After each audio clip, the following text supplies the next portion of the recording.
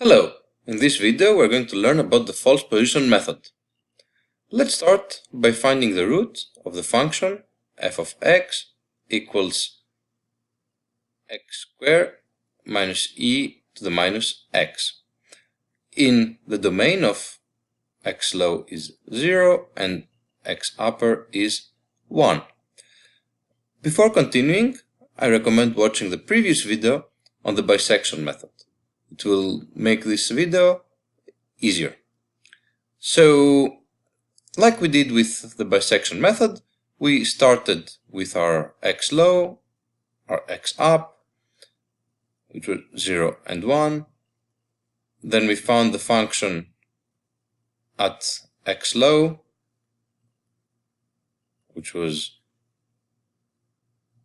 minus 1, and at x upper, which was 0.632. These values were found by substituting xl and xu into our function. In the bisection method, what we did was on the x-axis we had 0 and 1, and we came in the middle of this 0.5. We had used the rule that xr was x low and x upper divided by 2. But we completely ignored the value of this xl, of this fxl and fxu. We only took into account the sign. So let's plot the f of x axis here. And at 0 our value was there, minus 1, and at 1 our function was at 0.632. So you see that at x upper is 1, this distance, okay, is smaller than this distance. Okay. So in other words, the fx upper is smaller than the fx lower. Absolute value. Okay. So we can assume that the root is going to be closer to 1.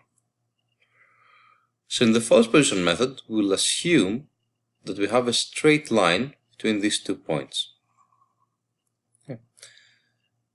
And this position here, where this straight line intersects the x-axis, where f of x would be 0, this position here will be our new xr. So to find the value of xr, these two triangles are similar. This little triangle and this big triangle are similar. So this divided by this will equal this divided by this. Obviously here's xr, this distance is xr minus x low, and this distance here is x upper minus xr. So we arrange the terms to solve for xr, and xr will equal xu minus f of xu multiplied by x low minus x u divided by f xl minus f xu. Let's come back to our table. We have xl, xu, fxl, fxu. Now we need to find xr using the rule we just described over here. So xr here will equal 0.6127. Obviously the value of xr needs to be between xl and xu. If it's lower than xl or higher than xu, then we did something wrong here. Better check again. The next step, exactly as with the bisection method, is to find the value of the function at xr. So at 0.6127, we take this value and replace it in the function, and we find that the value of the function is going to be minus 0.16648. Now we observe that this is negative, so it's somewhere here.